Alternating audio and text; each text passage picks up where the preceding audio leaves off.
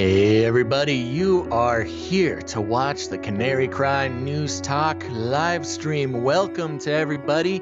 I see we got YouTube coming in, we got Facebook coming in, and best of all, I see our friends over at Twitch starting to log on. And here's the thing, once again everybody, we are trying to get our numbers up over at twitch.tv/Canary Cry Radio. So if you are watching anywhere else across the internet, please head over to twitch.tv/Canary Cry Radio. We're going to try to get an average of 75 viewers throughout the whole show here. And if you want to help us out, that is the best way to do it. And, you know, Twitch is where all the cool kids are. So stay tuned. Thanks for tuning in. And here we go.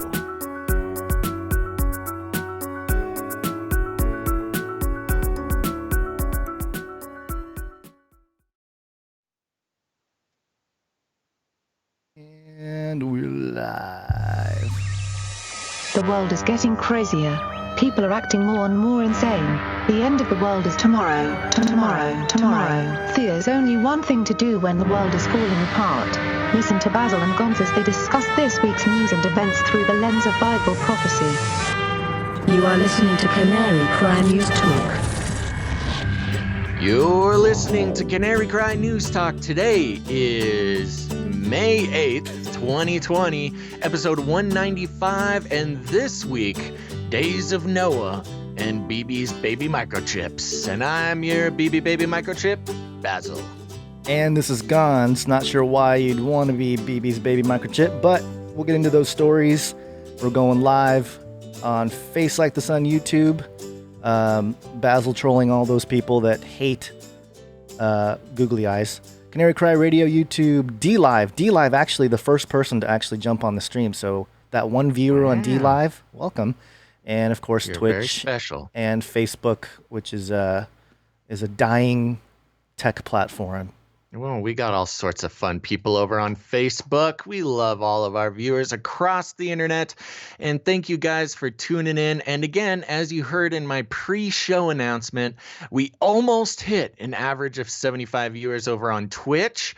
There's hundreds of you out there watching now. So if we could get 75 of you to average concurrent viewership over on Twitch, that'll help us out a lot. We're trying to hit partner over there, folks. We gotta shoot for something, because what else do we have to do? But more importantly, we've got all sorts of great articles and stories and things to catch up on. It's only been 2 days gone, and the news is as exciting as it's ever been. Yep, people in the chat streaming and driving. There's tasty sourdough. There's all kinds of great stuff going on. Do you just want to get into it? Because we got a lot of stories to get through today.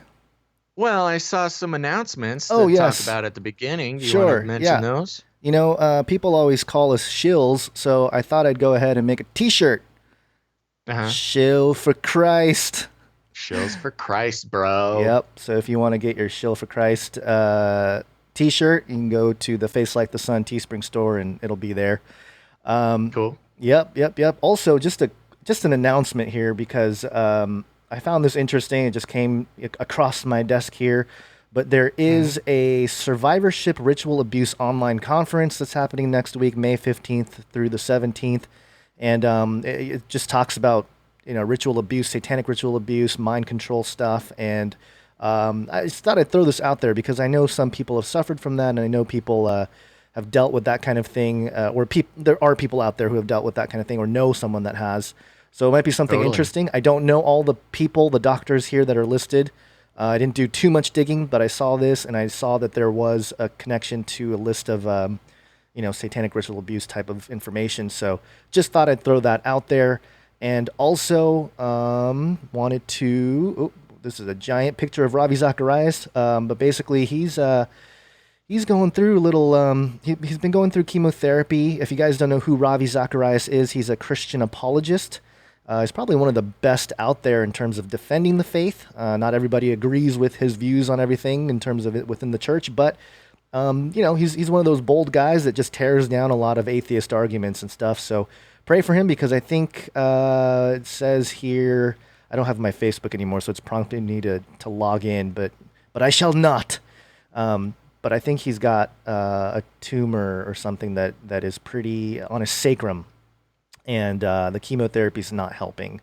And there's other alternative medication maybe he can try at this point. But anyway, pray for Ravi and his family. He's been very important in terms of defending the faith out there, and he's struggling with the tumor here. So, just a prayer call out for people who want to, all those prayer warriors out there. And those are some quick announcements. Now we can get into the show. You ready? Or did you have anything to say about? Well, yeah, there's a couple things coming in on the chat that I think might be good just to put on your mind, and maybe we'll talk about it after a couple of stories here. People want to know what you think about the pandemic documentary. Plandemic? And both of us have some. What did I say? Yes, plandemic. Yeah. We have some thoughts. We'll talk about that a little bit later in the show. Try to remind us. Also, we have a new Twitch follower who I'm very excited to give a shout out to. Cool Runnings, Mon. Oh, that is awesome. I know. Feel the rhythm. Feel the rhyme. Yes, that was like a childhood. That was one of my favorite movies growing up. I had it on VHS. I'd watch that all the time. Get on up, it's bobsled time, it's people. Bobsled time. All right, and there was a couple of people asking for the Twitch link. So, Gons, you can throw that in the chat. Twitch.tv/Canary Cry Radio. Go watch that because we're trying to get 75 concurrent viewers. There's hundreds and hundreds of you watching now, so we need some of you to head over to Twitch. That's because Twitch has a lot of great tools to help Gons and I support ourselves during this time without directly asking for donations, although we have some very generous people who will be giving shout-outs to later on in the show. Okay, ready to jump into the show, Gons. Time for a Sleeping update. Do you want fries with that? That's right. We've been tracking the Bezos barkers, the Bezos robot dogs. Thank you. That was just right off the top of my head. This is on straitstimes.com. Robot reminds visitors of safe distancing measures in Bishan Ang Mo Kyo Park. A four-legged robot will be patrolling Bishan Ang Mo Kyo Park to remind people of safe distancing measures starting from Friday, May 8th. Called Spot, the robot will assist with safe distancing efforts at parks, gardens, and nature reserves managed by National Parks Board and at parks managed by town councils. The pilot trial is jointly conducted by NParks and the Smart Nation and Digital Government Group. The Spot robot will broadcast a recorded message reminding park visitors to observe safe distancing measures. It is fitted with cameras enabled by GovTech. Developed video analytics to help it estimate the number of visitors at the parks. The cameras, however, will not be able to track or recognize specific individuals yet. Neither will it collect any personal data yet. As part of the 2-week trial, Spot will be deployed over a 3-kilometer stretch in the River Plains section of the park during off-peak hours, and it will be accompanied by at least one NParks officer.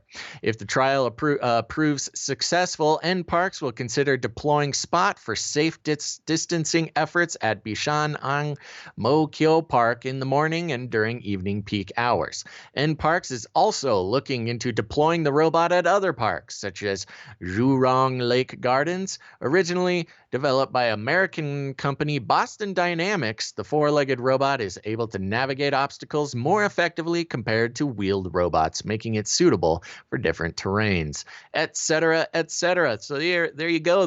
We finally let Spot loose into the public. And of course, this social distancing is a perfect reason to deploy our robotic sentinels to walk around and make sure that us human beings are obeying our commands. I'm gonna try to play a clip here of and I don't know if you can hear, but you'll be able to hear the actual voice of the robot dog telling people. Give me a second here. It should happen now. Let's keep Singapore healthy. For your own safety and for those around you, please stand at least 1 meter apart. Thank you. Sounds like Greta. I don't know if Yeah, that it was on does purpose. sound like Greta. Sounds like a friendly little Scandinavian girl. Yeah, no, well, see, and that's the thing, man. This is we always knew Spot was going to be the one. We always knew Spot was dangerous ever since, they Boston Dynamics first started actually leasing them. That's how they get them out there. They lease them to governments and corporations. Yeah. And this is cute and it's fun, but it's also this is like the worst. I mean, I don't want to Yeah. be spooky about it, but I mean, it's literally a robot sentinel running around, keeping an eye on everybody and yelling at them if they're breaking the rules. And, Boston Dynamics has always had the most terrifying videos of ninja robots. And, they're the best. Boston Yeah. Dynamics. If it comes to, getting robots around and making them capable of chasing human beings down, Boston Dynamics is the one. I have a screaming baby in the background. Yeah. Okay. Well, That's if not you gonna need to be take a over baby break, Oh. I can Yeah. cover the show Yeah, for you. well, I gotta switch the story here. I'm gonna switch to the next one. Go for it. Yeah, hit those jingles. Jingle. Hold on. That's okay. This is fun, folks. This is the way that live works. So I'm not going to wait for those jingles if he's already gone. But this next story, we're breaking into some COVID-19 and CRISPR talks, both things that we've been tracking on the show. Let's see. This is an article from medcitynews.com. Fang Shang's Sherlock gets first ever CRISPR nod as FDA greenlights COVID-19 test kits. All right, so this is what everybody's been waiting for. Testing, testing, testing. The article reads, a diagnostics startup co-founded by one of the pioneers of CRISPR gene editing has become the first to receive Food and Drug Administration authorization for a product that uses the technology for a diagnostic test kit to detect the virus that causes COVID-19. It's very interesting. I don't know if anybody else is noticing out there, but they have stopped calling it coronavirus. Now they all call it the virus that causes COVID-19. Very interesting. Just keep an eye out for that. The FDA granted an emergency use authorization to Cambridge, Massachusetts-based Sherlock Biosciences CRISPR SARS-CoV-2 rapid test kit designed for use in high-throughput labs to detect the virus, delivering results in about an hour. The EUA is not a full approval, but is given on temporary basis in emergency situations. Several other COVID-19 diagnostics have also received EUAs, along with some drugs like Gilead Sciences' Remdesivir, which we've talked about in the past, and there'll be more to talk about. Strictly speaking, Sherlock's test works differently from the more well-known therapeutic applications of CRISPR gene editing. In a phone interview, Sherlock CEO Rahul Danda explained that it consists of two bases of guide RNA that are complementary to sequences of RNA in the virus and are attached to CRISPR-Cas enzymes. The guide RNA is able to detect the corresponding sequences in the virus, and if that happens, it will hybridize to them and activate the CRISPR enzyme, which then releases a detectable signal, producing a positive result. The company said that in patient samples, the test had 100% accuracy, which is a pretty extreme claim, considering that a lot of the tests that we've seen deployed already sometimes have 50-50. I mean, like exact chance odds of actually determining if the virus is present. Quote, what's exciting for us is that we're taking the very first CRISPR product through the authorization process with the FDA. And that is true. And that's another big step we're seeing in this story, which we'll talk about in a second. Donda said, quote, that to me is an historic moment for us, and we're even more excited that we're able to use that historic moment to address this pandemic. To obtain the EUA, Sherlock submitted information that included data on analytical sensitivity and limits of detection, as well as negative samples and contrived patient samples. The authorization has been anticipated to happen earlier this week, but was delayed when the FDA requested additional data. Quote, what we've seen is that the FDA has been dynamic and responsive here, Donda said. The more data that comes from new cases, the more information is being requested through the process. The company was started in March 2019, and co-founders include Feng Zhang of the Broad Institute of MIT and Harvard University, South San Francisco, California-based Mammoth Biosciences, which we've talked about in the past, co-founded by fellow CRISPR pioneer Jennifer Doudna, is another company developing CRISPR-based diagnostics, and announced the publication of the study of its own COVID-19 diagnostic last month. Sherlock said that it is working to rapidly scale up production of the test kits and plans to share plans for distribution. Oh, that's nice. The plans to share plans for distribution and availability in coming weeks. The company is in conversation with a variety of large-scale manufacturers, finalizing production schedules, and will announce the partnership and the release of the tests, Donda said. The tests should be available by summer, he added. Access is major consideration, Donda said, and in terms of cost, the tests will be comparable to others on the market. They will mainly be available in hospital settings that test large number of patients as opposed to smaller settings like urgent care clinics, with the kit designed to allow for hundreds of patients to be tested in a given day. So there you go. Very interesting. There's all sorts of new testing coming out. This one unique in that it is one of the first actual approvals to come through in regards to a CRISPR product. Uh-oh, I have a cat sabotaging my microphone stand. So, again, going back to this, never let a good crisis go to waste. Formerly, no CRISPR products could be approved because of how much they just don't know about gene editing and the effects that it'll have in the long term. But of course, it took this COVID crisis to push through a CRISPR product. So soon, don't worry, everybody can have CRISPR. Just walk into your local hospital there. Fun thing, I don't know, Gonz, are you still there? Or are you doing baby stuff? Sounds like baby stuff. So I'll mention it to him before, but after this, but I went into my doctor's office for just my routine yearly physical, which was interesting because I gave my doctor a call and said, hey, it's time for my yearly checkup. Am I going to be able to come in?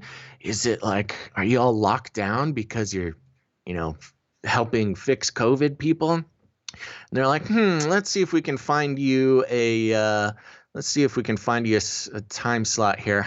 Yeah, well, it looks like we can get you in literally any day you want this week. So it took 12 hours from my call to the doctor to get in.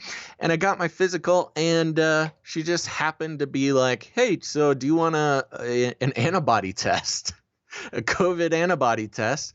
And I said, well, what do you mean? That's a thing you can do? She's like, oh, yeah, everybody's asking for it. Some people get it. Some people don't. Don't do it. And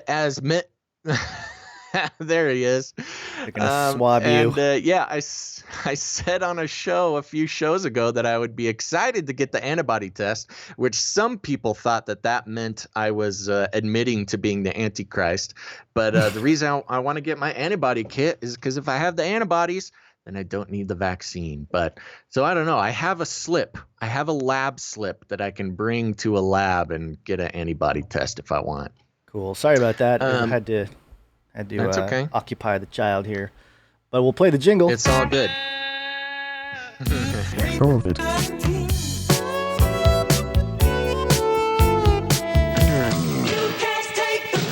CRISPR.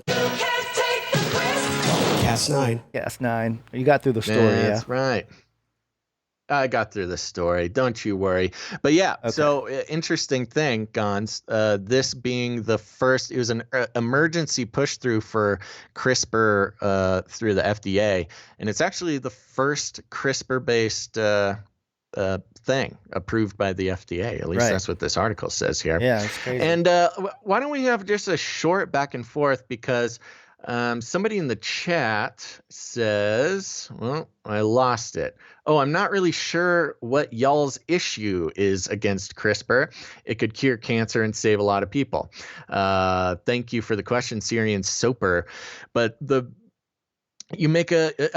answer is right there in your question, which is it could cure cancer and save a lot of people, which is the PR line for pretty much every single piece of technology that comes out. You're talking about cybernetics, you talk about CRISPR, you talk about VR, you talk about anything. They all say it could help people who are sick, which is the sort of phase one for integrating a new technology that may or may not be for the best of humanity. And the problem we have with CRISPR is that it's very new. The side effects, the consequences of messing with human DNA is not yet known. There hasn't been enough time to test and check it out. And some people just have a general discomfort with, editing the DNA that we were born with. And so when it comes to this in particular, releasing a CRISPR, now with this test, I don't think this test is being put into people's bodies. I think this CRISPR is applied to a blood sample or something. But, in other cases, people are using CRISPR on when it comes to the biohacking community, they are using CRISPR in their own bodies. Yeah. And the fact of the matter is that there's just no way to know what that's going to be. It's incredibly dangerous. And depending on your sort of worldview concerning, your God-given DNA, that can be worrying people. Right. But yes, we do have a problem with that in particular. And yes, just because something can cure cancer or save lives, that's literally the first PR line that's put out for any new technology. So that doesn't necessarily, that doesn't mean anything. It's the double-edged sword. Could cure cancer and could save lives. But it's a matter of just not, eating the pap as it's spoon-fed to you. Yeah, so it can cure cancer, but it can also make us post-human, and it's right. In theory, they're going to be able to evolve us, and that's part of the transhumanist doctrine, is that we're going to grab a hold of human evolution and we're going to improve ourselves into gods, and that whole thing. So it's just a small step in that direction. And the question asker says, I'm a bio undergrad and have read a few journals specifically on this and have had exams on genetic engineering.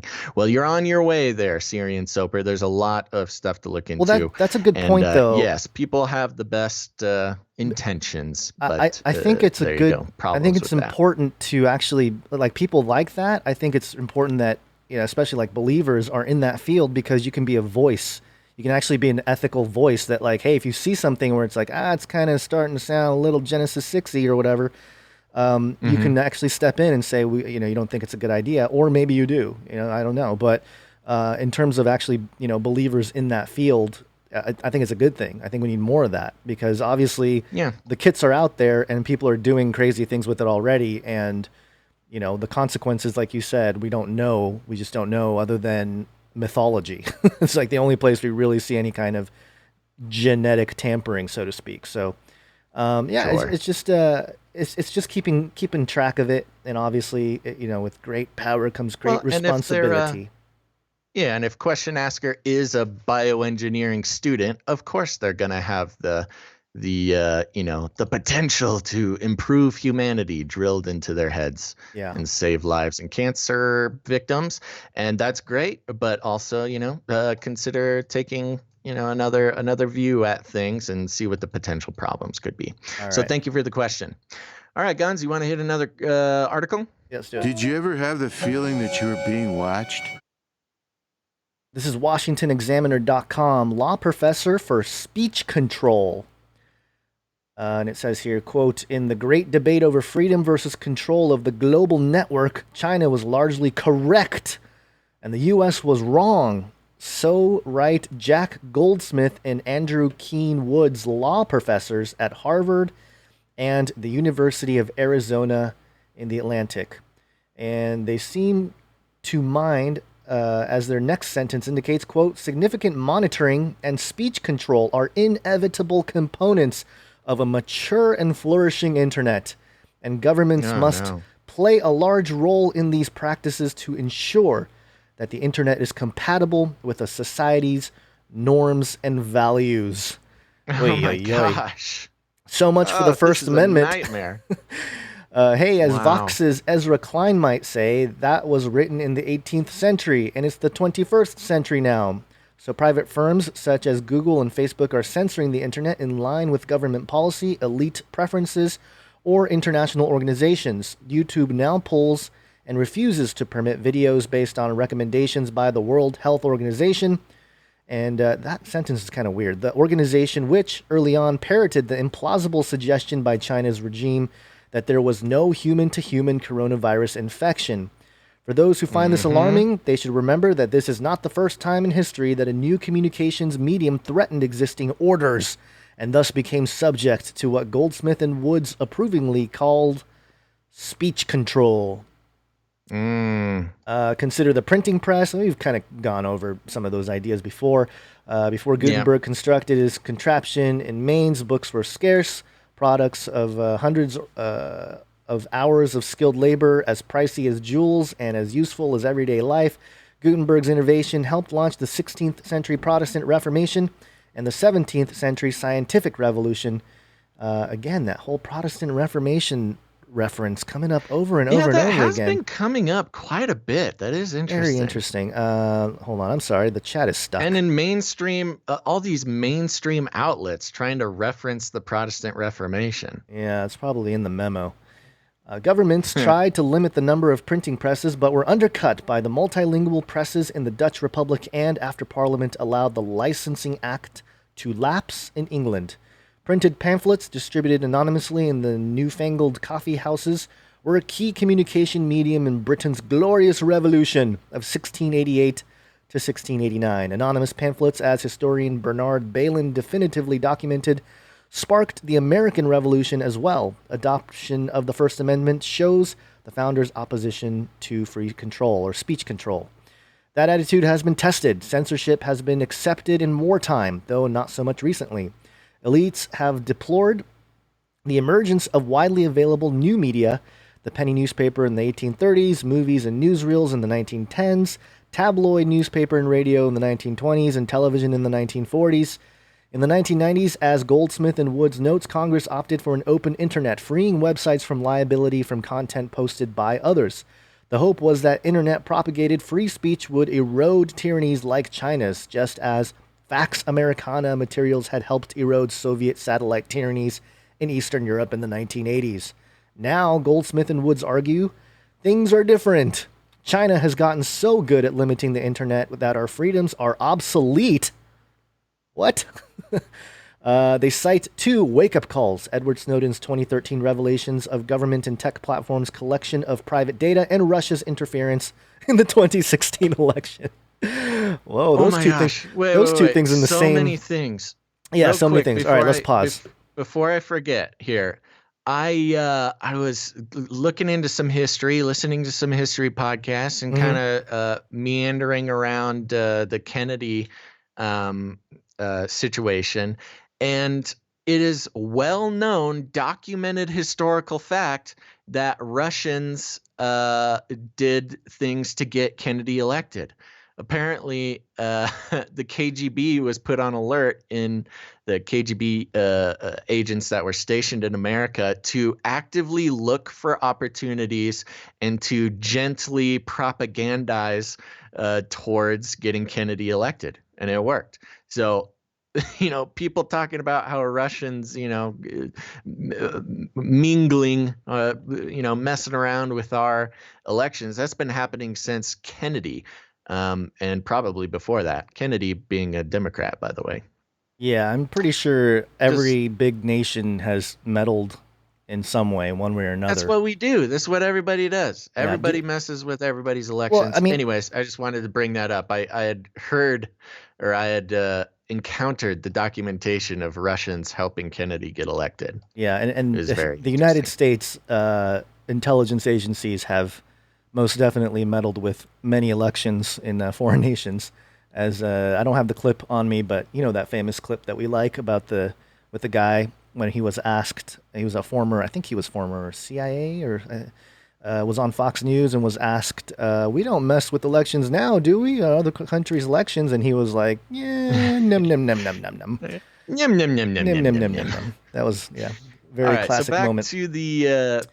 back to Yeah, the topic at hand. So they're calling this person is trying to make a case that controlling speech on the internet is a evidence of a mature and evolved society, yeah, as can be as exemplified by China and its complete lockdown of its yeah. communications on the internet. It makes our Yeah, freedoms obsolete.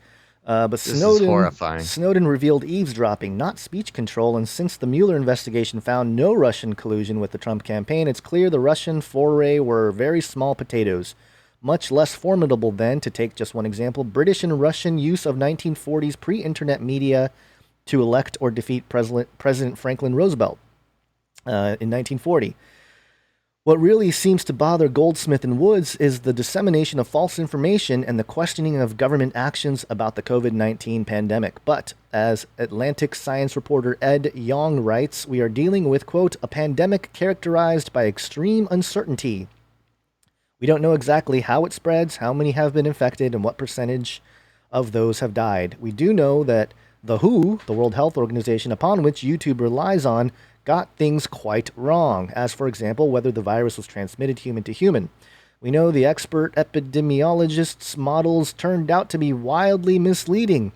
We know that some government orders, such as New York's command that nursing homes accept COVID-19 patients, have resulted in dozens, maybe hundreds, of needless deaths. Claims that, quote, science requires lockdowns are debatable given scientists' current ignorance about the virus and the inevitable ignorance about the negative health effects of eliminating cancer and cardiac screenings and elective surgeries, and of increased substance and opioid abuse following enormous job losses. Weighing these risks is the responsibility of public officials and of the active citizenry. When there are no clearly right answers, there is room for public debate. Speech control, especially when the controllers are the almost entirely left-wing employees of firms such as Google and Facebook, is attempted thought control. Goldsmith and Woods say that the internet is so powerful in its capacity to persuade and spread disinformation that speech control is warranted. The same thing was said about the printing press, about those pesky pamphlets, about movies, movie pictures, and radio and television. The founders had a different idea and put it in the Constitution 228 years ago. So I guess this author's trying to defend the right to free speech, which is kind of refreshing. Washington Examiner, good job. But scary that, these authority figures, Jack Goldsmith and Andrew Keen Woods, law professor at Harvard, not really surprising with the whole, network of Ivy Leagues there, and the University of Arizona. Those are people. People pay a lot of money to go to those schools to learn from these people. But although I guess the whole education system is going to be flipped on its head with this whole COVID thing, but Yeah, in any well, case, yeah, and of course, a lot of those elite schools being basically the farm league for the NWO. yeah, That doesn't surprise me. So yeah, no, I mean it's interesting. It's weird, man, because It never used to be that like thinking free speech is a good thing used to be it never used to be a radical idea. Yeah. People could never accuse you of being a conspiracy theorist or anarchist or Yeah. some horrible name because you believe in free speech. And it's coming to the point where you're a weirdo if you think you should be able to say and think whatever you want, which is unfortunate. I just got to say, personally, I don't know how you feel about that, Gons, but I'm not very excited about that. You're not excited about free speech anymore? I I'm kidding. am. I'm kidding. I love that. I'm trying to That's lock one of you my in. favorite things, free speech. Yeah, I know. I obviously I'm for it because I mean, just in the last 2 weeks, I've seen my own video about sin get taken down because I use the word virus in the Can't title. say bad things about sin, Gons. Well, not bad. I'm just telling people about it. Racist. Oh God. Yeah. Yeah. All right. Okay. Well, is anything in particular you want to go into in this story, or does it just kind of speak for itself? I think it speaks for itself. The state of the country in terms of the division between those who just, bend over for China, I guess is what's basically going on, and just communism. I keep saying this, but I think it's just remarkable because when I first started researching the New World Order and all that kind of stuff, it was around 2009-ish when I really, dove into it. I kind of, peripherally looked at it before that, but really dove in 2009, 2010-ish. And, the kind of writings that were there from the 90s and the 70s, even about the New World Order, they were all saying, hey, there's going to be this socialist communist takeover of America. And I was like, man, that's never going to happen here. Like, even in 2009, 2010, I was like, okay, Obama's in office and it kind of seems like it's going in that direction. But man, it's like, whoa, I didn't realize that it was going to be 10 years. I thought it would take longer, 10 years or so, a decade, to just go full on free speech is dead from our professors. It's just crazy. It's just insane. I know. Well, it's immoral. Free speech is immoral now. Which is a good reason to get interested in the decentralized web, which we'll talk about in a second. Gons, I want to go through one more story, and then let's take a little break. Okay. Are we doing the... Yes, we're doing the thing. Okay, hold on. Yep. It will kill. There we go. This is from Breitbart.com. Yale scientist reopening America is, quote, awfully close to genocide. A Yale University scientist argued in a social media post published on Wednesday that the United States government's plan to reopen America after the Chinese virus pandemic amounts to genocide of African Americans, Latinos, other people of color. Breitbart's kind of showing its colors there, sort of blatantly calling it the Chinese virus. They know they're going to get in trouble for that. Yale epidemiologist Greg Gonzalez criticized the U.S. government's response to the Chinese virus pandemic and its plan to reopen the country in a tweet that was published on Wednesday, suggesting that it would be, quote, genocide by default to lift, quote, shelter-in-place restrictions. Gonzalez also suggested that the government's response would disproportionately impact people of color. This is from the tweet by Greg Gonzalez. How many people will die this summer before Election Day? What proportion of deaths will be among African Americans, Latinos, other people of color? This is getting awfully close to genocide by default. What else do you call mass death by public policy? Quote, there we go. And here's another one. So what does it mean to let thousands die by negligence, omission, failure to act in a legal sense under international law? In another tweet, Gonzalez argued that government officials should face consequences for their response to the pandemic under international law. And then he quotes that same tweet I just said. Gonzalez's tweet was highlighted this week in a report by China's state-run communist publication, The People's Daily. Quote, an epidemiologist at Yale University on Wednesday launched one of the harshest attacks on the U.S. administration's response to the coronavirus pandemic, saying it was, quote, close to genocide by default, the report read. In a tweet on Thursday morning, Gonzalez said he was receiving criticism from the right-wing mob machine for his comments on the Trump administration's response to the pandemic. The right-wing mob machine is upset with me, getting threatening emails again, Gonzalez said. Quote, guess I should get with the program and say what a wonderful job the White House is doing on COVID-19 coronavirus. Nope, not a chance. Okay, if you say so, Gonzalez, you don't have to give Trump a hug. We won't take make exception you with you pronouncing his name Gonzalez. It's Gonsalves. Gonsalves. Gonzalez. All right. Well, there you go. Another just some dude. more. You know, it's freedom of speech, brother. You know, that's the thing. All right, let's take a little break. Oh, okay. I was gonna say that's kind of the point here. Is like these guys can say what they want, but it's just funny how even that last article, if you didn't have free speech, you wouldn't be able to say even those law professors wouldn't even have the platform to say Well, it. he's on the good guy side, Guns. He can say whatever he wants because what he says is on the good guy side. Oh, okay. All right. Yeah. Yeah. Whatever. Okay, let's take a quick break. We got some people to thank, Guns, all across the internet. First of all, I want to thank everybody watching live right now on YouTube or Facebook or Twitch or wherever you're watching. We love that you're here. Thank you for supporting the show with your eyeballs. Good numbers today, Guns. Liking it. Cool. And I want to remind everybody that, as we usually do, we want to encourage you to watch the show on twitch.tv/Canary Cry Radio. That link will be dropped in the chat here for everybody. Twitch.tv/Canary Cry Radio. And here's the thing. There's a couple of reasons to do this. One of them is we are essential employees of only this podcast and nobody else.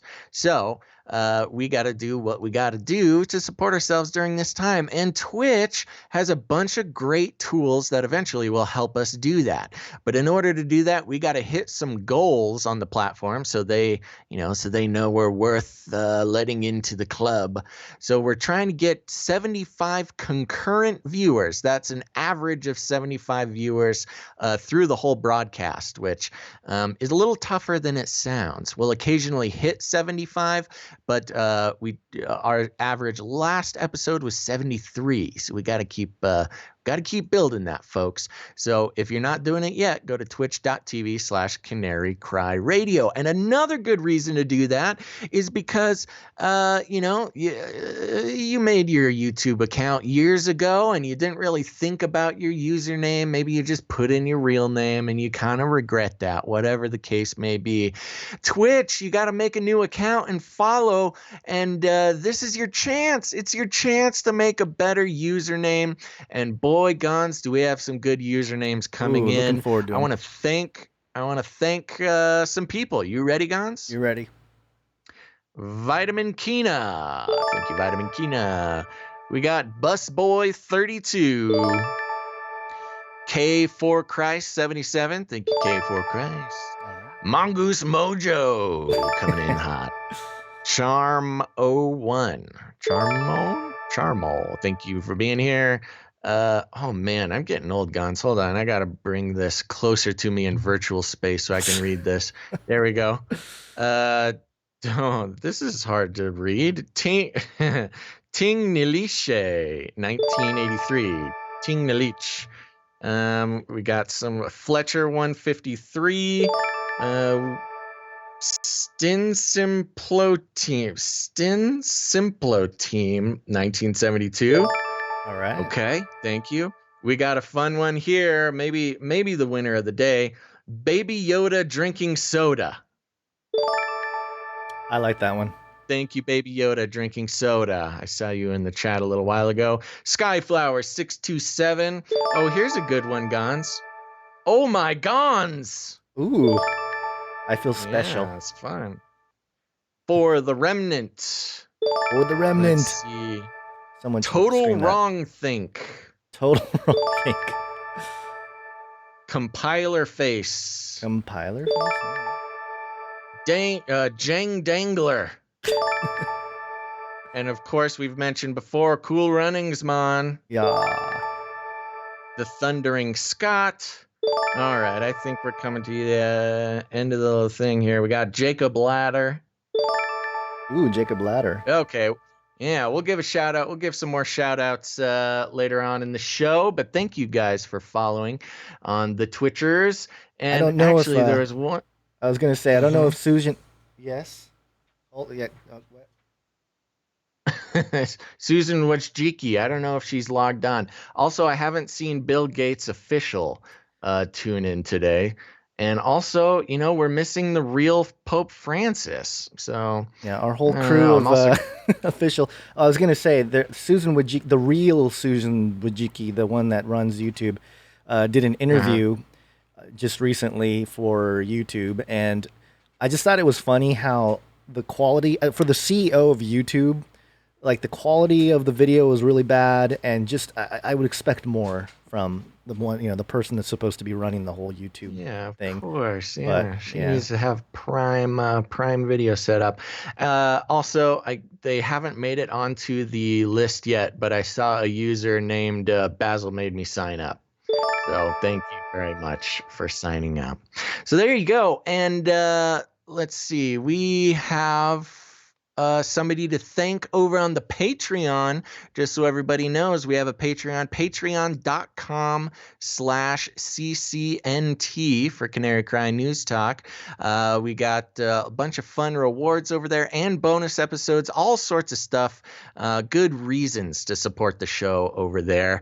And since last show, we have one upgraded pledge, and that's from Valerie. Thank you, Valerie, for that upgraded pledge. That's the one thing better than new pledges is upgraded pledges. That feels really good. Thank you, Valerie. And it's nice to know that people not only took the time to help out the show financially, but took the time again to up their pledge. That's very nice. Okay, anything else you want to talk about in the break here, Guns? Sorry, dealing with baby. Sorry. That's okay. You keep doing what you're doing, because I will remind people that a lot of people don't like Patreon. I get it. They kind of had a little bit of some fuzzy decision making in 2018, 2019, and that's totally cool. If you want to help support the show, because remember, we're doing 3 shows a week now, folks. This is getting to be a pretty time-consuming project, but I wouldn't have it any other way. You can go to canarycryradio.com/support, and that is a great way to help us out. We've got PayPal, cryptocurrency, all sorts of fun ways that you can help the show out. And if commitment's not your thing, you can just do one-time donations there as well. Are you good? Yeah, I think we lost like 100 people watching on the Face Like the Sun YouTube channel while you were pitching Twitch. Yeah, of course. Yeah, all right, okay. Hopefully they don't all go over like it when you're gone, Gons. I guess they go there. They go to Face Like the Sun YouTube channel for you, not for me. Yeah. Okay. All right. So let's. There's a kind of a big story out that we need to cover here, and let me hit the jingle and get to it. Speaking of the beast system, beast system. Jerusalem Post. Real quick. Yeah. Real quick.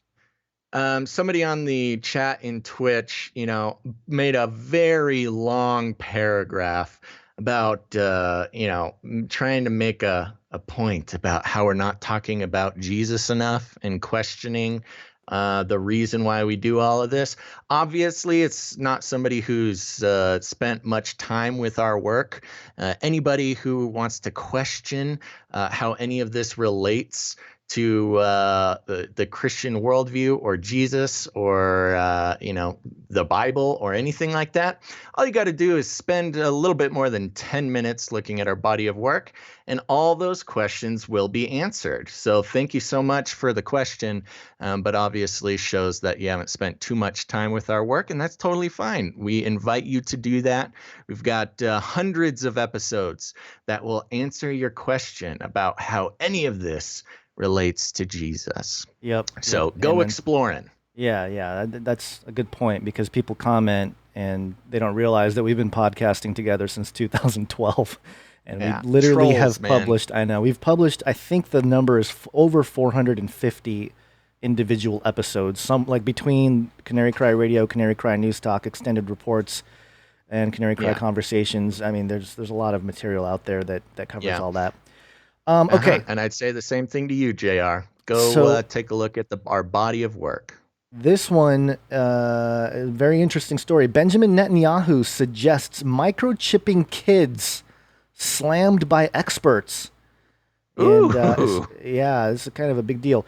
Cyber experts slammed Prime Minister Benjamin Netanyahu for his proposal to microchip children who return to schools and kindergartens as the coronavirus lockdown is lifted. Ynet reported on Friday. Yeah.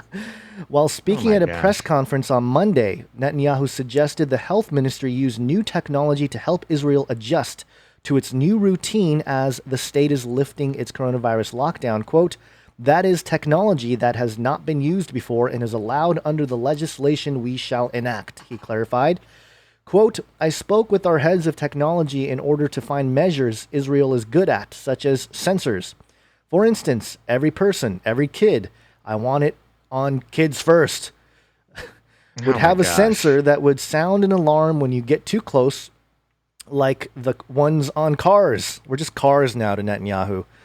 Oh my gosh. It will be hard to do to more than 1 million school children who return to their educational institutions in order to ensure one student sits at the distance of 2 meters from another. It is fictitious and dangerous, cyber resilience expert Einat Meron told Ynet. Quote, "Theoretically, I get the idea behind it," she said, "but although such distance-sensitive microchips exist in vehicles, it is different in humans."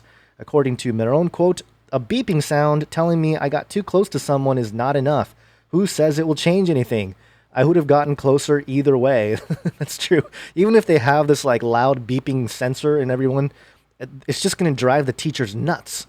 It's just going to be going off. Is that what they want to do? They want to make it like beep, like track your distance from other human beings? Yeah, apparently. The experts added that the actual issue is the enforcement, and here everything changes. Meron told Ynet that microchipping children will not pass any test, both practically and legally.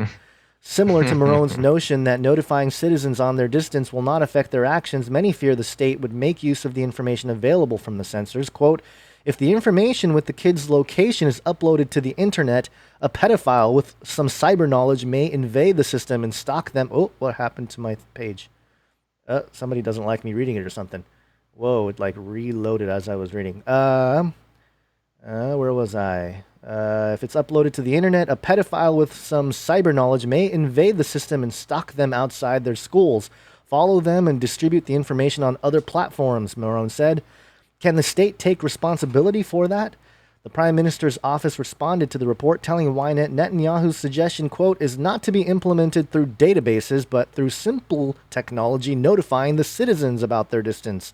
It is a voluntary option that is designed to help children keep their distance, like Mobileye with vehicles." The office added that the Prime Minister's suggestion is, quote, "an idea that may help maintain school social distancing, and there will not be any violation of privacy."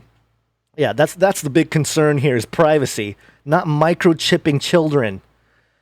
Anyway, on Wednesday, Walla reported the movements of all vehicles in Israel were tracked by police and stored in an unregulated database named Eagle Eye. A source cited by the media site said the information may be kept for years on end. The Association of Civil Rights in Israel, ACRI, reportedly submitted a request under the Freedom of Information Act that police disclose the extent of the operations of Eagle Eye, as well as the time the information on citizens' movements is stored in the system.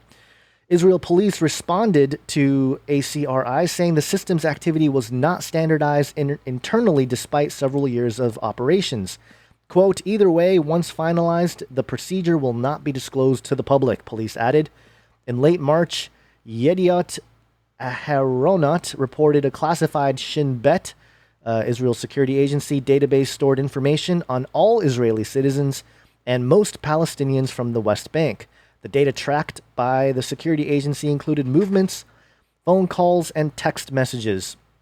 So this is very interesting in light of recently I made a couple videos about why Christians should ditch QAnon.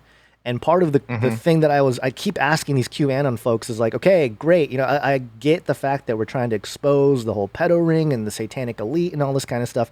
I'm for that. I'm for getting rid of those people and getting rid of that network. And, Epstein didn't kill himself and that whole deal. But number one, what replaces it, or who replaces it? And number two, what kind of measures are you willing to accept to ensure it doesn't happen again? And part of my example was, are you willing to accept some kind of mass surveillance system by the white hats or some kind of microchipping of the children? And it's just ironic. It's very interesting that this story would come out, that same week that I was making these criticisms of the whole QAnon movement, at least in terms of, the outcome, what the end game is for Q. So there's that point of it. But yeah, this is there's a point being made with the whole Q thing, which is this is really the Satanists versus the Luciferians, these two right hand, left hand path. Whereas, the questioner from earlier asking, what does any of this have to do with Jesus? Jesus taught the narrow path, and it really becomes important to keep that in mind as the right-left paradigm continues to, evolve into what it is, where one side is like all satanic, communist, whatever, that whole thing. And then the other side is going to be more of this. It's going to be for free speech. It's going to be for the Constitution. It's going to have all the bells and whistles of freedom and that kind of thing. But the technology aspect of it, the variable that no one's really paying attention to, or at least not really understanding how it's going to affect both sides, it's the technology, and the technocracy end of it. And so, bad move in terms of Netanyahu. I know a lot of people are Bibi fans and, they like Bibi and they think that the United States and Israel should remain in bed together and all this kind of stuff. But eventually you're going to have to realize that, again, if you're going to be a follower of Jesus, then the path is narrow. And the solutions aren't going to come from any kind of political structure until he returns and really establishes, his rule, the new heaven and a new earth. So I don't know. What do you think, Basil? Netanyahu calling for microchipping kids. Wrapped it up. I think you wrapped it up pretty well. On another note, just to sort of round out some of the observations there. Yeah. It's really interesting because you suddenly, in this whole coronavirus thing, and this, of course, we're pretty apolitical here. We're not necessarily cheerleaders for Trump or anybody really, but when we see something we like, we call it out. When we see something we don't like, we call it out. And recently, one thing that was getting called out for President Trump is suddenly his enthusiasm for vaccines. Right. He starts coming out saying, I love vaccines. I love them. They're the best. They're beautiful. Give me all the vaccines, which kind of, caused some waves. And there's always been some parallels with Netanyahu and and Trump, and they've obviously had their sort of political friendship going on for a while. But I see this as sort of a similar blunder with Bibi. Just it's one of those things. I wonder if he even really thought about it before he just kind of came out and said it. You know what I mean?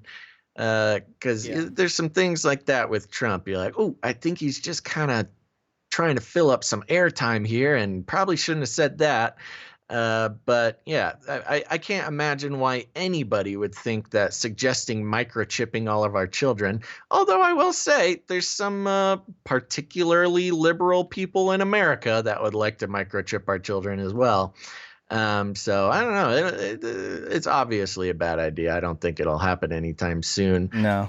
But he makes a good point, and another angle of this whole thing is Israel being its own sort of Silicon Valley, Yeah. and the economic force of its scientific research and its technology innovation coming out of Israel does make them sort of a prime testing ground for a lot of these things, similar to California in that way.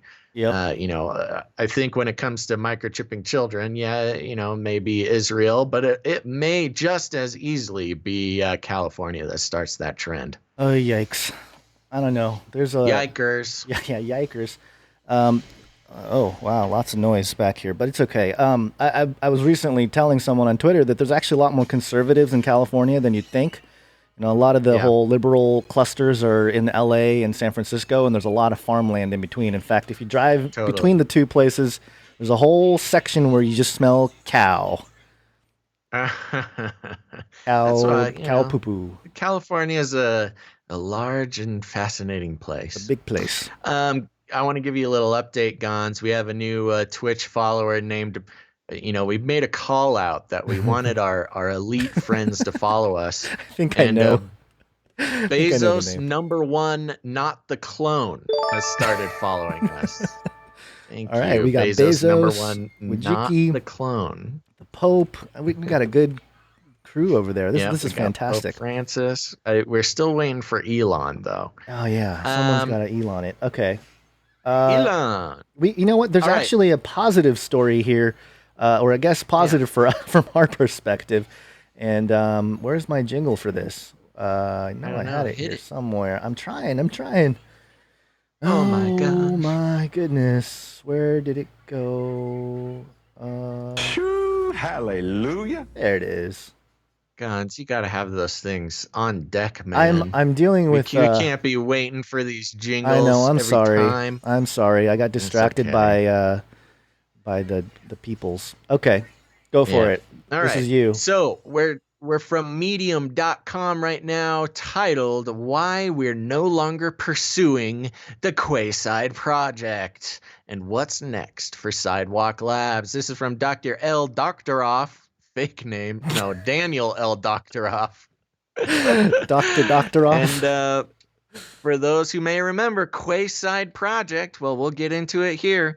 In October 2017, Sidewalk Labs and Waterfront Toronto set out to plan a shared vision for Quayside, a fundamentally more sustainable and affordable community resulting from innovations in technology and urban design. Since the project began, I've met thousands of Torontonians from all over the city excited by the possibility of making urban life better for everyone. So it is with great personal sadness and disappointment that I share that Sidewalk Labs will no longer pursue the Quayside Project. Oh, no. I'm going to read a little bit more. We'll see if it has a good enough explanation in there. But I have a feeling a lot of people don't remember this. We're going to need to talk about the Quayside Project, Smart Cities Agenda 21, but now 35 or whatever it is. We're going to have to give the full rundown, Gons, so get ready. Okay. For the last 2.5 years, we have been passionate about making Quayside happen. Indeed, we have invested time, people, and resources in Toronto, including opening a 30-person office on the waterfront.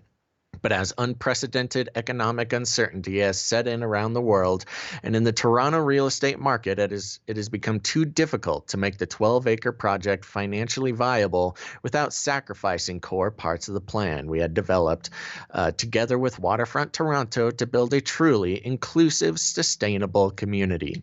And so, after a great deal of deliberation, we conclude that it no longer made sense to proceed with the Quayside project and let Waterfront Toronto know yesterday. While we won't be pursuing this particular project, the current health emergency makes us feel even more strongly about the importance of reimagining cities for the future.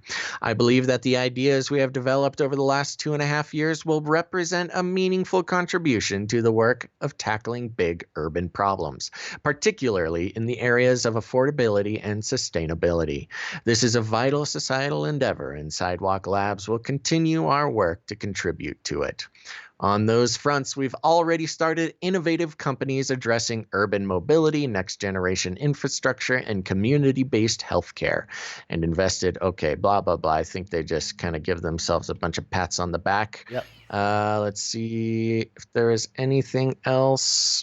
There really isn't. It's just kind of a yeah, lot of fluff after a that. lot of fluffy fluff. So, you want to tell everybody what Quayside was? Yeah, so Quayside, they're working with Sidewalk Labs, which is a division of Google's parent company Alphabet. So this is Google driven, and they wanted to.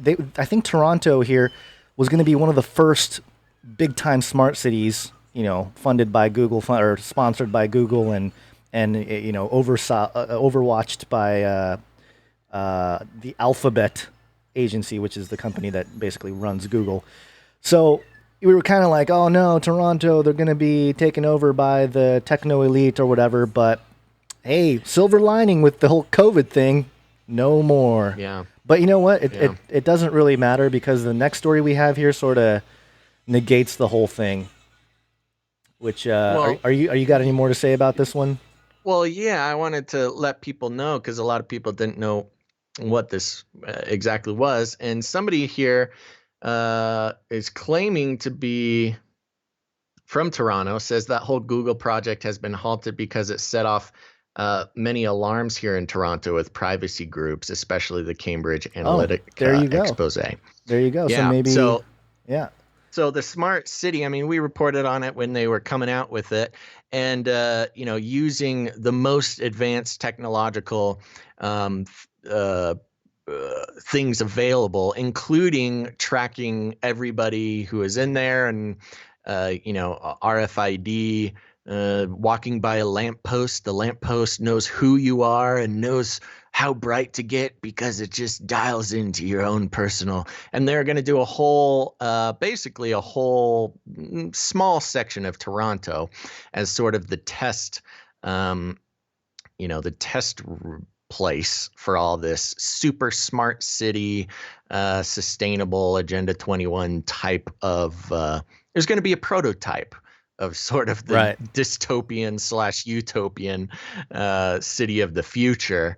But there you go. They're just announcing now that it's not going to work. And privacy being a huge problem that everybody was pointing out, including us. But also, it's that control mechanism. Does the technology work for us, or do we work for the technology? Right. And it's actually, this is good because it shows that, smart people over smart cities, right? People are smart. If you speak up, and if this is planned in your town, maybe you can avoid it a little bit longer. However, they're going to come up with different ways to get all the smart devices in everywhere. And this one we got a new jingle. I put together a new jingle, and it'll all come together, but it was based on Elon Musk's conversation on the Joe Rogan podcast last night. And I just lifted a couple sections of Elon talking about his Neuralace and made a little Elon Cybernetics jingle. Are you ready for it, Basil? Mm-hmm. I'm ready. You are already sort of a cybernetic symbiote. Neural nets are taking over from regular programming. So you are connected. We're already connected. We're already connected.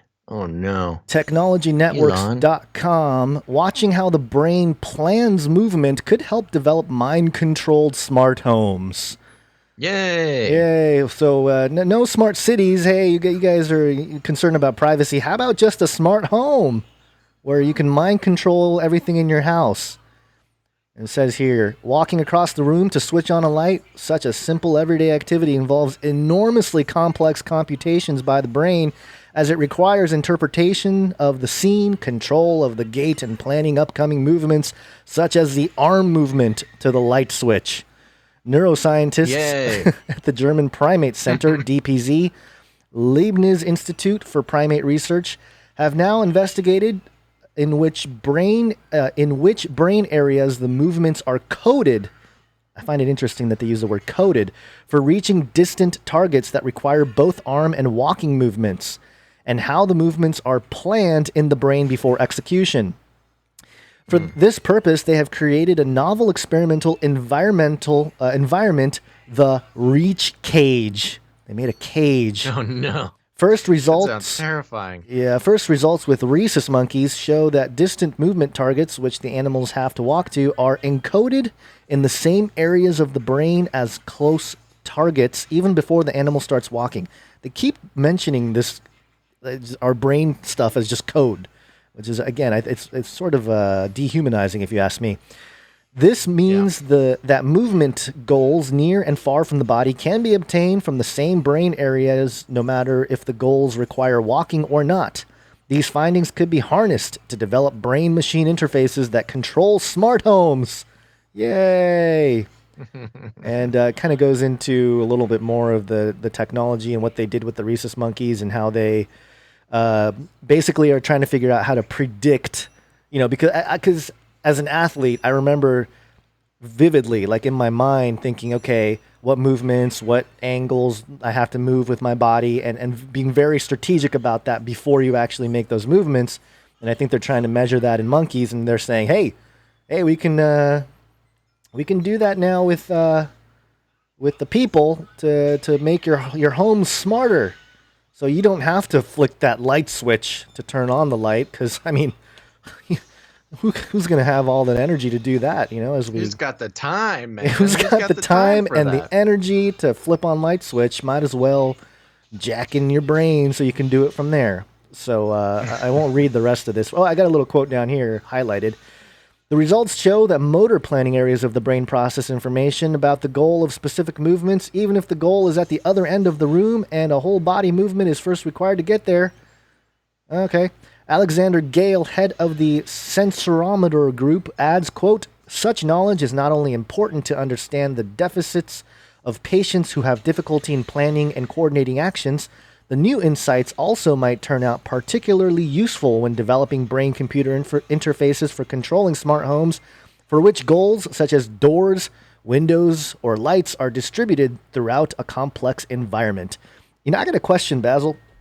For people that get, they get the whole brain mind control device or whatever it is, and they're like living in the house or whatever, and someone breaks into the house, is that going to like freak out your brain sensors? Is that going to mess with your I don't know, your neurons or whatever? Maybe it will feel like they've broken into your mind.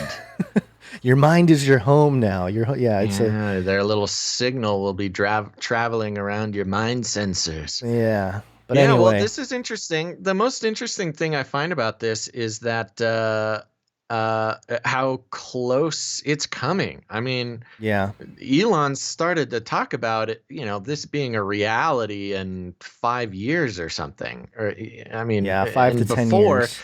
Yeah, even just a year ago, I mean, we are talking decades out. But, this could be a lot sooner than a lot of us think. Yep. Susan Wojcicki has to leave the Twitch. She says, sorry, everyone, gotta go. I have a meeting with the Dark Lords today. We're using Zoom. They would use. Only Sith Lords use Zoom. Oh, that's funny. That is hilarious. All right. Before we get too far into landing the plane, somebody reminded us to talk about Plandemic. Oh, right. The documentary. I watched it. I thought it was interesting. Some of the information wasn't too surprising in terms of the injustices and what Paul and Philip Collins have called the scientific dictatorship, and just a very clear example of that from the whole AIDS pandemic to the coronavirus. Just having control of the patents and stuff like that. Although you were saying that somebody did a deep dive on the creator of the film, and there was some concerns there. Yeah, well, I saw. I have not watched Plandemic. I kind of have this. I'm probably wrong about it, but the feeling is that everything that's in there, I think I've already seen floating around. I have a feeling that Plandemic, and you can correct me if I'm wrong, Gons, but it seems like somebody just put together all the information that was already out there. It was an interview. I can't remember the lady's name. We should probably pull it up. Yeah. It was an actually sit down. It was a sit down interview. I think the story has been out there, but I think this was the first time. There was a virality behind it, and people paying attention to this stuff now. So yeah, I mean, it was a sit down interview.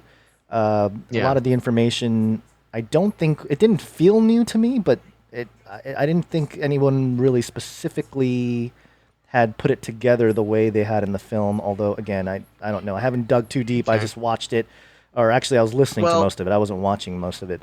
Just had my earplugs in. But got it. So the one thing that I did watch about it was somebody did a deep dive into the director of the film and kind of went to his personal YouTube and pulled a bunch of stuff. And the long story short, the guy is just uber new age fella.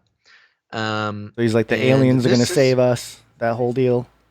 I don't know about that far, but definitely like he's doing like third eye meditations with his kids, and a lot of talk about meditation, a lot of talk about sort of spiritual oneness and energy and your basic sort of new age stuff. So first of all, you gotta always take into account the worldview of the creator of the project.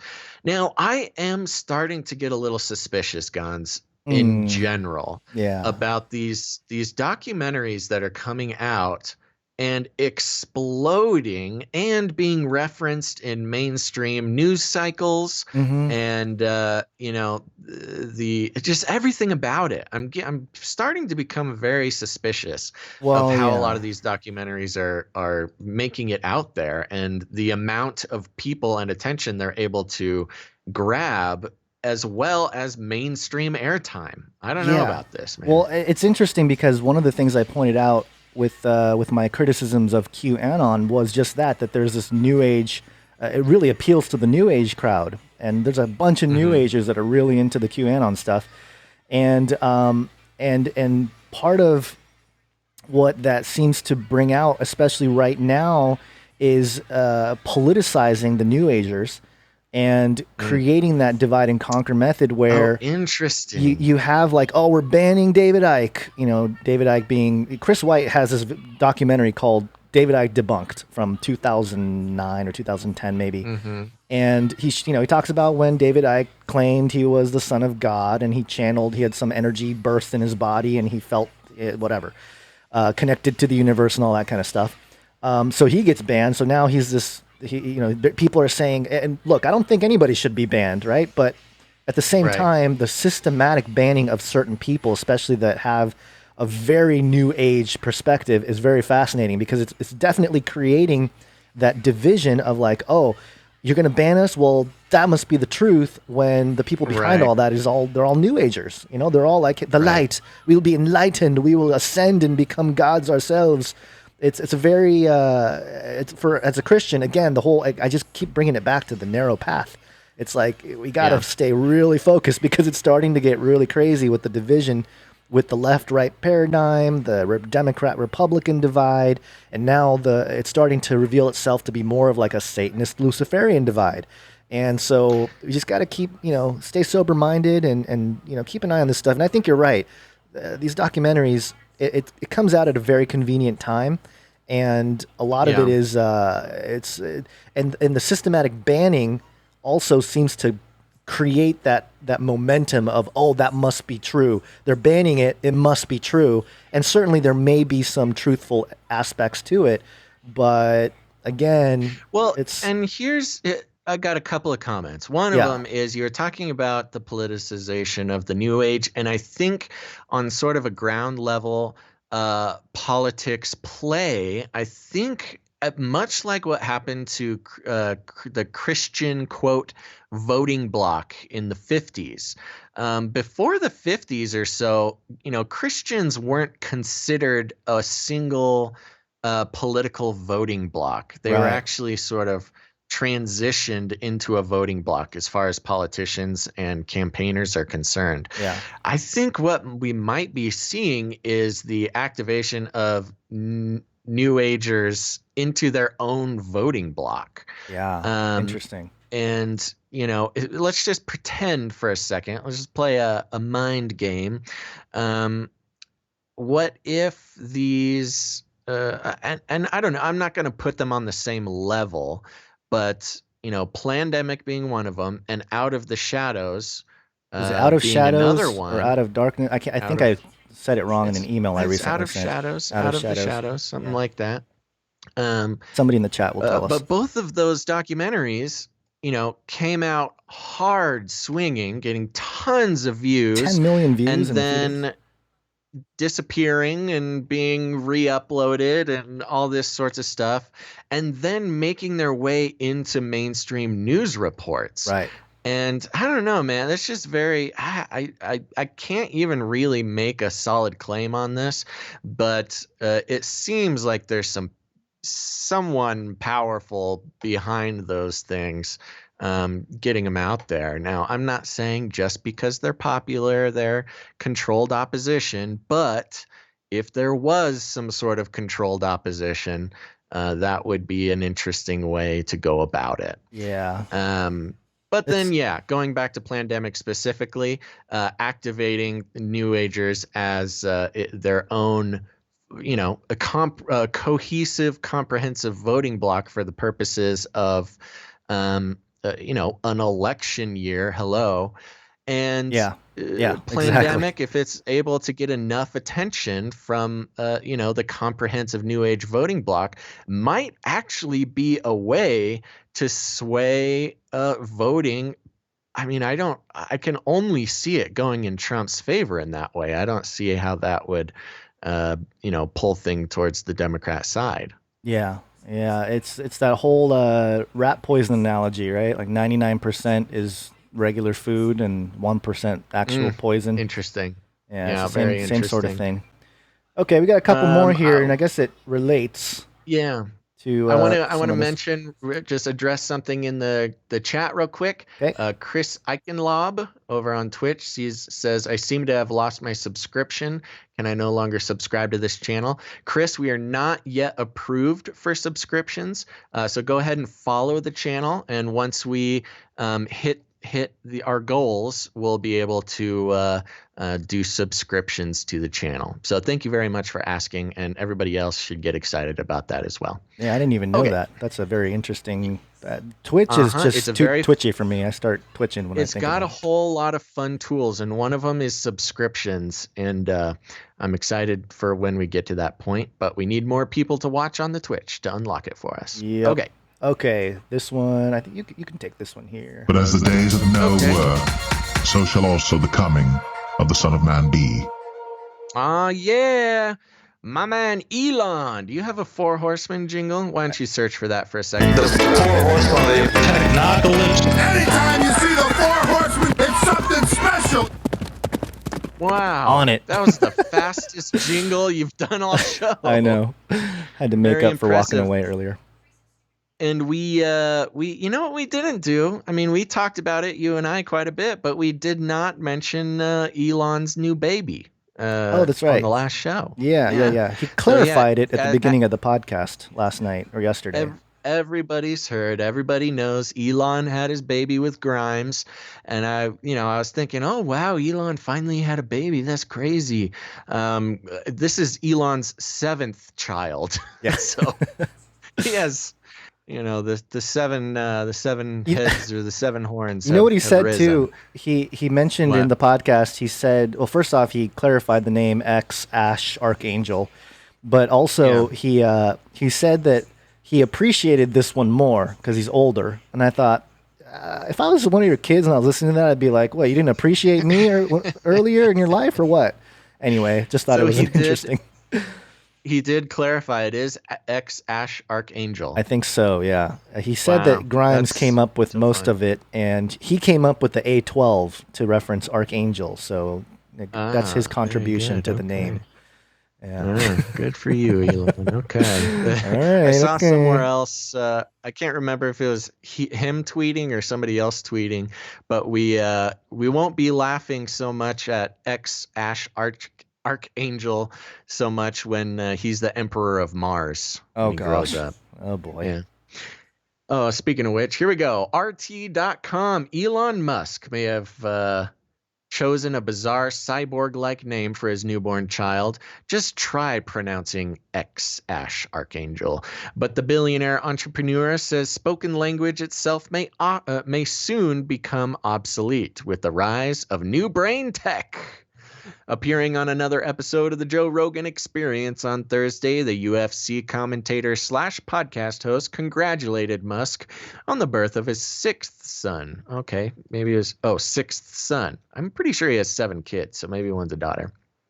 But couldn't help but ask about the infant's unique headline-grabbing name. Quote, how do you say the name? Is it a placeholder, Rogan asked, drawing an awkward laugh from Musk.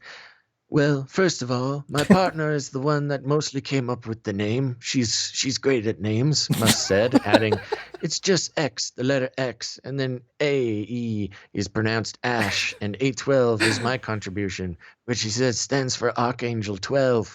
The CIA recon aircraft later developed into the SR-71 Blackbird, the coolest plane ever, which is, I've actually gotten to be inside of a Blackbird once. In the air? No, that's confidential, Gons. I can neither confirm nor deny that the Blackbird was in the air. As the conversation drifted into neural nets and artificial intelligence, Musk said Neuralink technology, a battery-powered device implanted directly into the skull, could be rolled out within the next year and potentially, quote, fix almost anything that is wrong with the brain.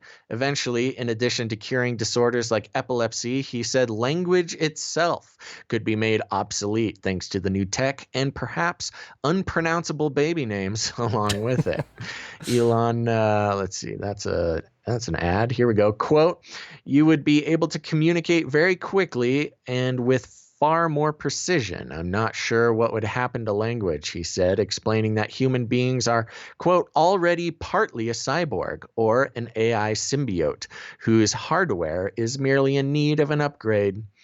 Asked about how long it might take before mankind goes mute. Wow, my speech processing is slowing down. Must make this text upgrade bigger so I can read it on air. See, the connection is slow. We have these computers, but the brain computer connection is slow. Elon's promising he's going to speed it up for us. That's right. Help me, Elon. Asked about how long it might take before mankind goes mute, Musk said it could happen in 5 to 10 years in a best-case scenario if the technology continues to develop at its currently rapid pace.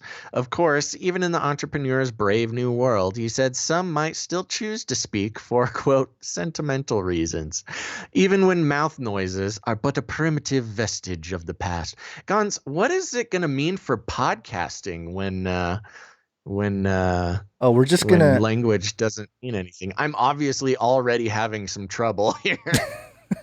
We're just gonna stare at each other, or actually, we're just gonna know what you're thinking. We're gonna stare at those googly eyes, and you're gonna telepathically communicate all of your deep thoughts message and commentary. Right, yeah, because words, that'll be good. Yeah, there's an old joke that I won't say, but. I'm liking this. People liked my my Elon impression. You didn't stutter enough, though. You got to stutter and slow down and have really long dramatic pauses and weird eye movements. Man. Yeah, you forgot that part. But it's okay. So there you go. It's interesting just because of the whole concept of language and bringing it back to sort of a well, in this case, it's a non-language, but really what he's referencing is kind of this universal language of technology, of I don't know, math, of AI, whatever.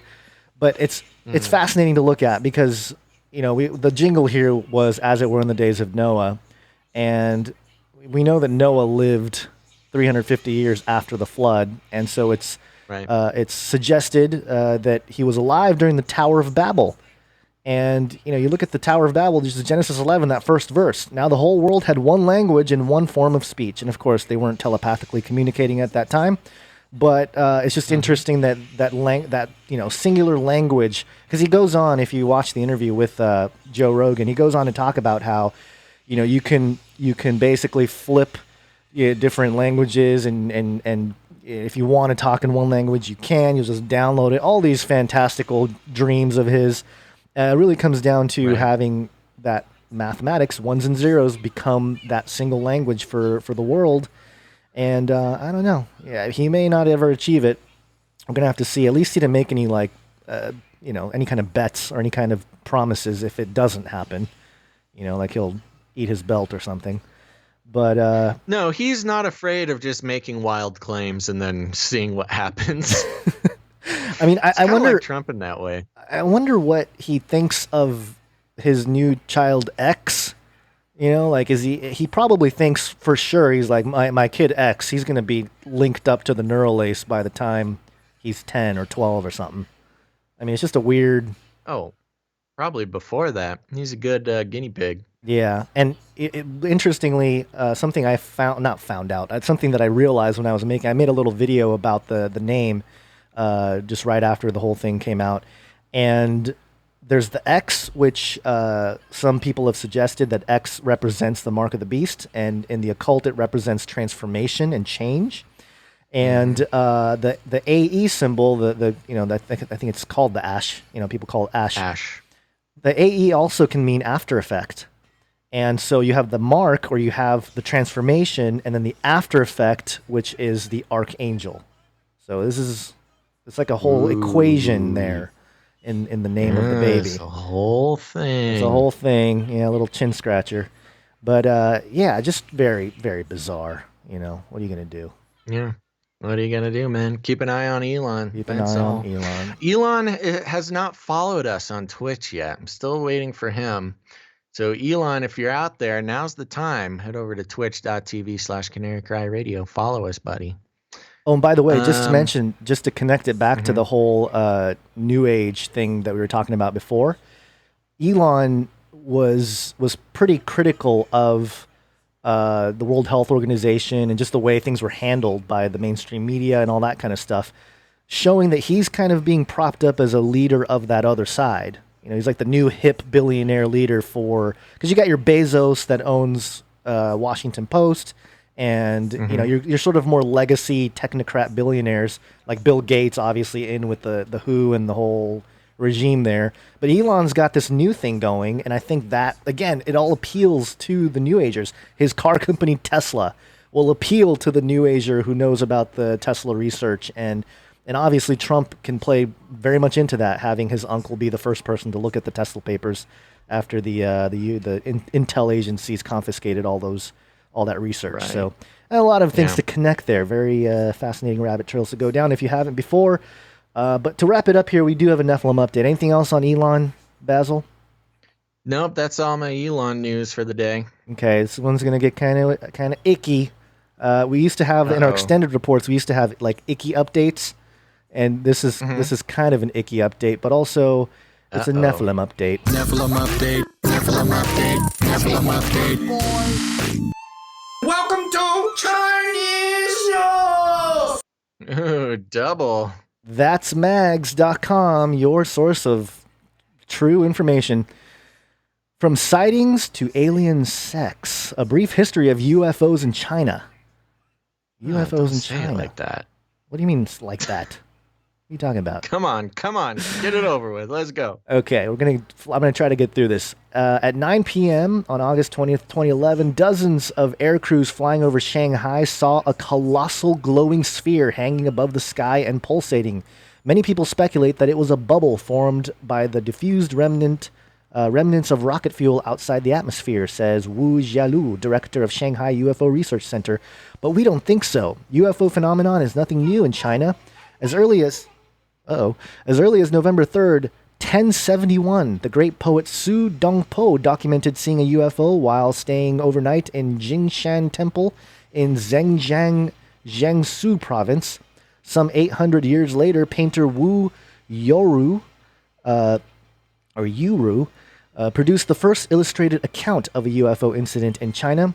His 1892 work, Red Flames Soaring in the Sky, Chiang Teng Kong, depicts a crowd gathered on Zugu Bridge in Nanjing, once again in Jiangsu province, watching a burning ball across the sky.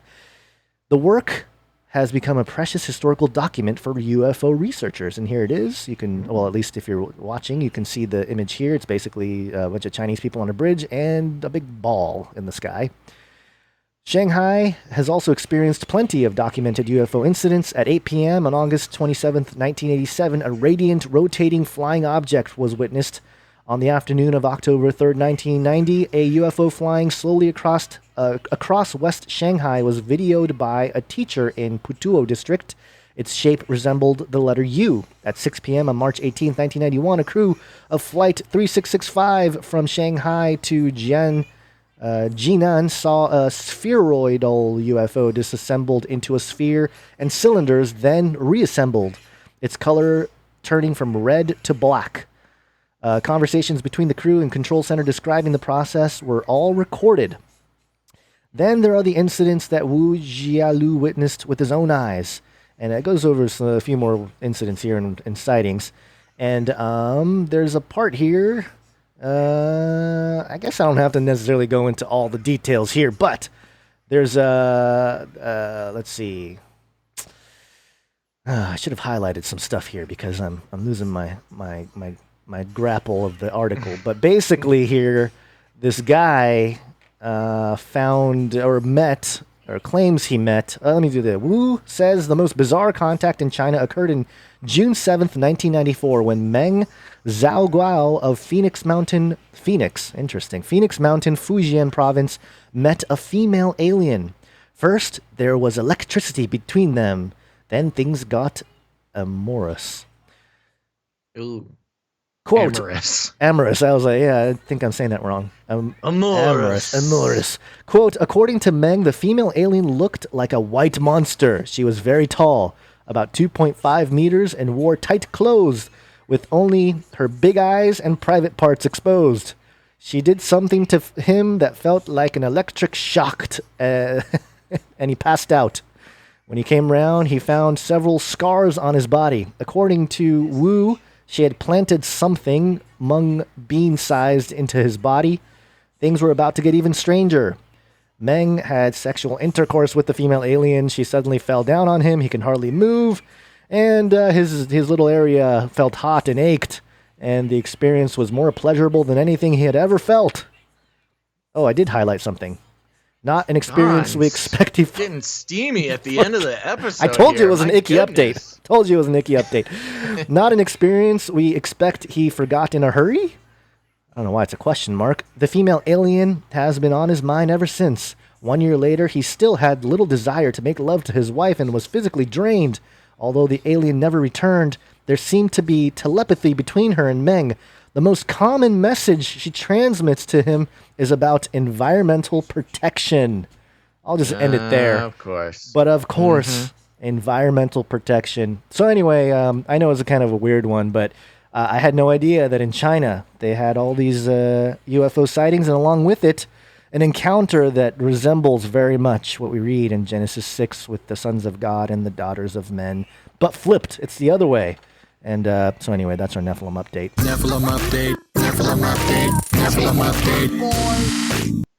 Very important work being done here, Gons. And I saw somebody in the chat was saying we should talk with Will from The Truth is Stranger Than Fiction. And just to let everybody know, check out Canary Cry Radio episode 133. Canary Cry Radio, search it on your podcatcher, podcast player, whatever, Spotify, Stitcher, iTunes, Canary Cry Radio, episode 133. And for those who don't know, Canary Cry Radio is different from Canary Cry News Talk. They're two separate shows, but all the same fun topic stuff that you want to hear about. Canary Cry Radio is more of an interview style show. And if you want to hear Will from The Truth is Stranger Than Fiction, go to Canary Cry Radio episode 133. You can also just search that and you'll find it. So there you go. Let's see. Anything else? I think that's it. Yep. Anything else you wanna talk about before we land the plane here, Gonzo? I think we're good. Yeah. I think we're good. You got a baby you got to get to. Yeah, I got the So baby. I will just wrap this up. Here's the thing, folks. Thank you so much for those who went to twitch.tv. Don't leave quite yet because we got some stuff to talk about. Twitch.tv/Canary Cry Radio is a great place. I've been monitoring the chat. It seems like Twitch actually had a better connection than YouTube today. So that's fun. Interesting. Lots of people trying to pull their friends over from YouTube over to the Twitch. That's where all the cool kids are. Please consider it. I know you YouTube kids don't like it when I talk so much about Twitch, but in these times that we're currently in, Twitch is the best way for Gons and I to support ourselves. So it's either I talk about donations or I talk about heading over and following us on Twitch. So those are the options. Nothing in life is free. Gons, you and I made the decision a long time ago against our better judgment to pledge to not play advertising on the show. Again, some people would rather I play advertising than talk about Twitch or donations. But here's the thing. You need to check your heart there, because what's happening with advertisements is your attention is being sold to corporations who do not care about you except for the purchases, the Swiffer wet jets they can sell you. So in lieu of that, because we believe that that's part of the corrupt system of this earth, you can head to twitch.tv/Canary Cry Radio. Watch the show live there, and that's going to help unlock a lot of tools that'll help Gons and I support ourselves during this time. Now, a couple of shout outs here. Sloth Lemur. Thanks for following Sloth Lemur. Where's my mouse? My mouse disappeared. Here it is. Julie Roloff. Thank you, Julie Roloff.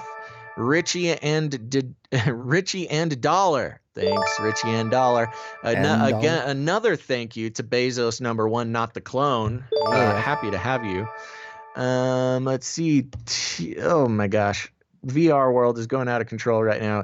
TMS Sam. All right. Thank you, TMS Sam. The Thunder Cunder. Oh gosh. Oh, I hope I didn't say a bad thing. Tim Revel. Thank you very much. Basil made me sign up. Thanks for being here. Basil made me sign up. The Fixer Man is here. Fixer This stream. I love. This I've gotten into since the quarantine. This user's name is Lawn Care is Life. Hey, good tips. I've turned into a middle-aged dad taking care of my lawn during this whole thing. Yeah.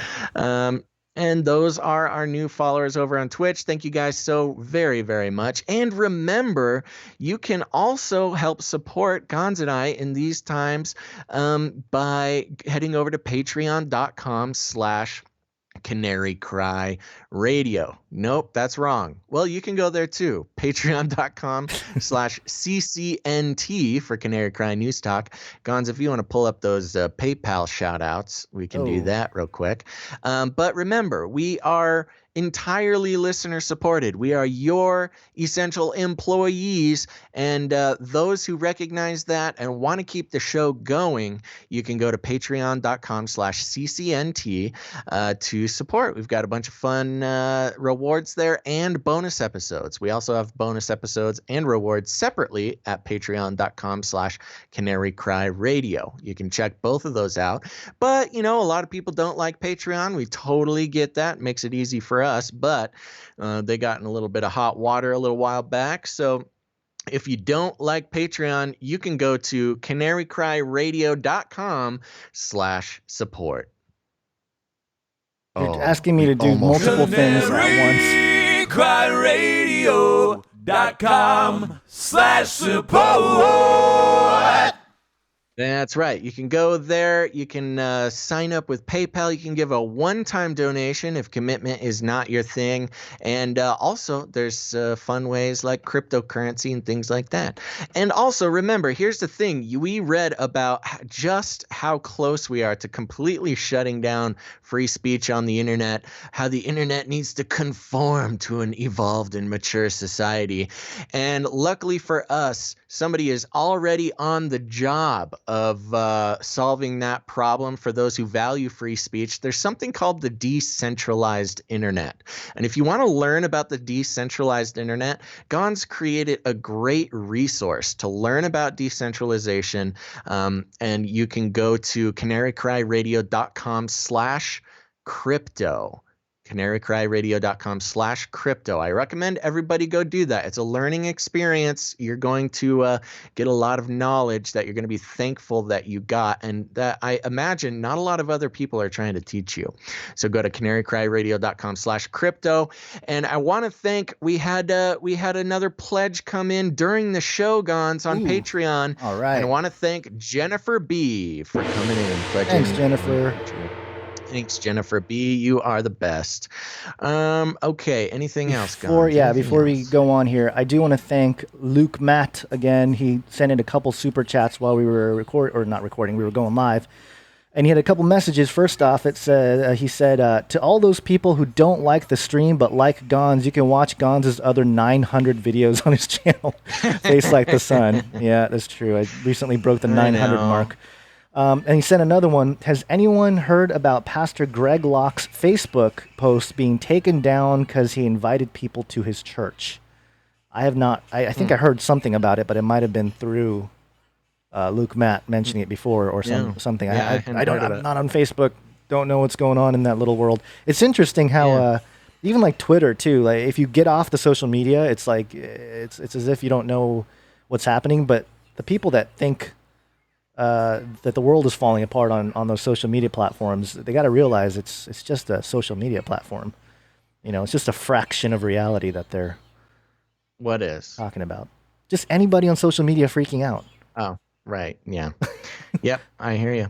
Well, anyway. and speaking of everybody on social media freaking out, I want to recommend you're out there, you're following the live streams, you are listening to the podcast, watching the videos. Here's the thing, folks. You guys got friends and loved ones who are still getting their news from the mainstream or, God forbid, Facebook. Here's what you got to do.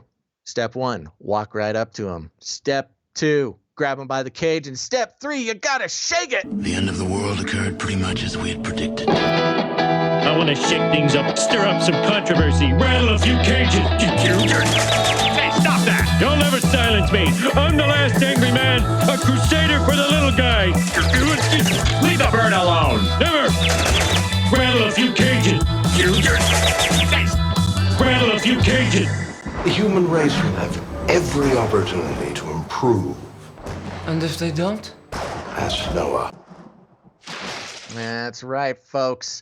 You gotta, here's a great thing to do. Just find an episode or a video of Canary Cry Radio or Canary Cry News Talk. Just send it to a friend. No comment. Don't even give them a warning. Just send it and say, if you love me, you'll listen to this. That's a good way to rattle somebody's cage. And so thank you, everybody who has already done that. Remember, you got patreon.com/CCNT. You got canarycryradio.com/support. And here's the thing, folks. We've been trying our darndest to stay consistent during these times, live streaming 3 days a week. That's Monday, Wednesday, and Friday, sometime between noon and 5. So make sure to tune in again this coming Monday. And we will be here with a whole nother episode. But here's the thing, until then, you got to remember, think outside the cage. What? My baby just handed me her boogie. A boogie? A boogie. She handed me a boogie. A booger? A booger. Oh, she just said boogie, and she handed it to me. Lovely way to end the show. Me and your daughter have a lot more in common than I think anybody knows. Oh my gosh. I don't want to know. All right, there you go, everybody. Make sure to tune in next time for the next boogie. But until then, everybody, all together now. Think outside the cage. You should play our new fun song. We will. Relax. Here's a boogie.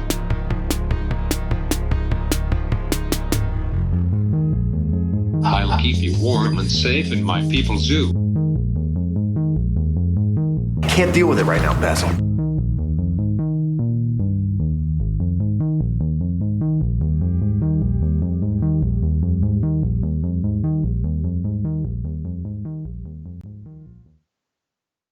want to shake things up, shake things up. I want to shake things up, shake things up. Leave the bird alone. I want to stir up some controversy. I want to rattle a few cages. I want to rattle a few cages. I'm the last angry man. You'll never silence me. I'm the last angry man. I'm the last angry man. You'll never silence me. I'm the last angry man. A crusader for the little guy. Little guy. Little guy. Well, we'll see about that. Whatever, Illuminati.